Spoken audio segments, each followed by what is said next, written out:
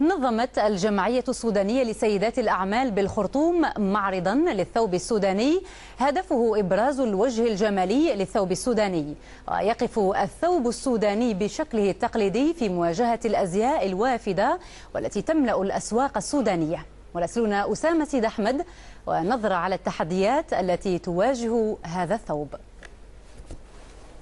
تحول المكان إلى كرنفال من الأشكال والألوان، تماهت الألوان ببعضها البعض وسادت لغة البصر، هذا جميل وذاك أجمل، وتزاحمت أذواق النساء السودانيات في احتفال عرض الثوب السوداني بالخرطوم، احتفال يهدف إلى تعزيز ارتباط الثوب المميز من حيث الشكل والألوان بالوجدان السوداني.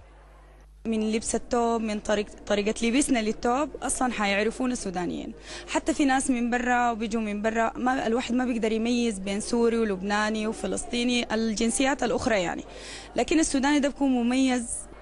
لارتباط الثوب بالذوق السوداني تراهم يبتكرون له الموضات من عام إلى عام ومن موسم إلى آخر، ويجترحون للموضات أسماء تحمل في الغالب دلالات قد ترتبط بحدث معين أو ثقافة محلية.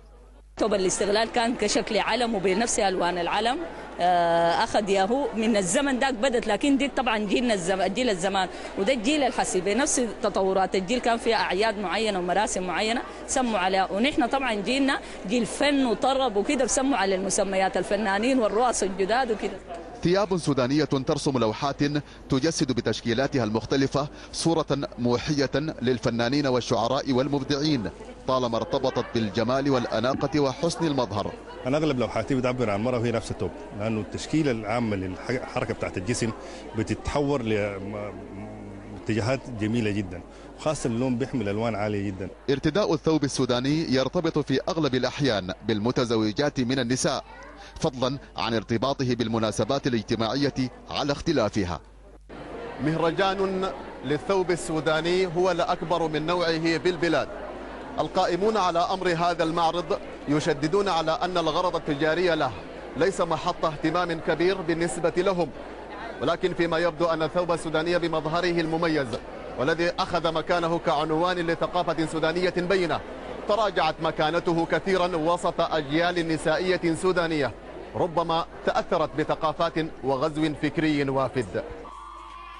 مع رياح الانفتاح الثقافي الكبير الذي بات يدخل من كل النوافذ، بدأت تظهر بعض المهددات على استمرارية الثوب السوداني في الشارع العام.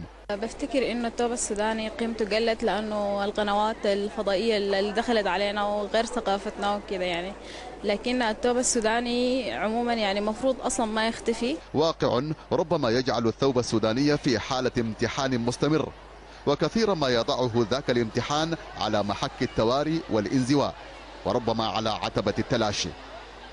أسامة سيد أحمد، الجزيرة، الخرطوم.